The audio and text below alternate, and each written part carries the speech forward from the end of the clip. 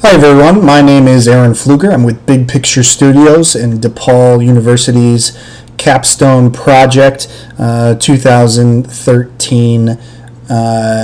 Want to just show it off here and give some good quick explanations of what's going on, and then talk a little bit about what we want to do here. So this is the splash screen for our game. Our game is called Fruit Smash. It's a tower defense game with a fruits versus vegetables theme. So this first quarter, we're just doing a first pass here.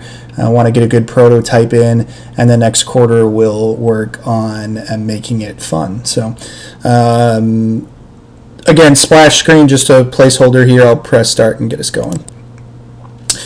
Alright, so this is our first look. We've got a nice little scene created by our artists. They've done a nice job with that.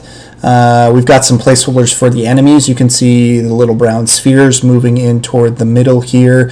When they get to the middle, they take a bit of our health bar away. So we've got a seeds count down in the bottom left there. That basically tells us how many seeds we can plant. Let me click on our little garden area here. This is essentially what is our tower for a tower defense. When I click on that, you can see the camera getting a little bit closer. We've got some wonky camera activity here that we'll need to clean up in the coming weeks, but you can see the little purple sphere that came up as I clicked on the garden. That is our grape. So when I click on that again and start to drag it over, you can place the tower. You can see the grapes getting a little bit darker as time goes along. We want to create a ripening effect. Basically, you won't be able to place the tower until you have gotten the fruit ripe. So more work to do there as well. Okay, so I've placed a couple of towers now. You can see some stuff going on with them. They don't always point where they're shooting, so we'll work on that. And then the bullets don't disappear when they hit the enemy. That'll be something we'll work out. We don't currently have a win or a lose condition yet, so our health has gone negative. That'll be something we'll fix relatively quickly here. And then also the enemies don't have any health implemented. We just have them doing some pathfinding right now. Speaking of which, let's pause the game. I'm going to push escape here. We can see everything is stopping the way we expect it to. We've got to continue, which will start the game back up.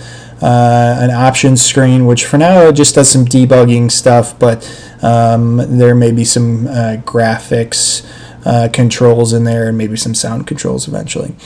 Credits, we'll take a look at those real quick. This is our team, Big Picture Studios: Anthony, Kyle, Greg, Brian, myself, Trent, and John. So all a bunch of good guys, obviously.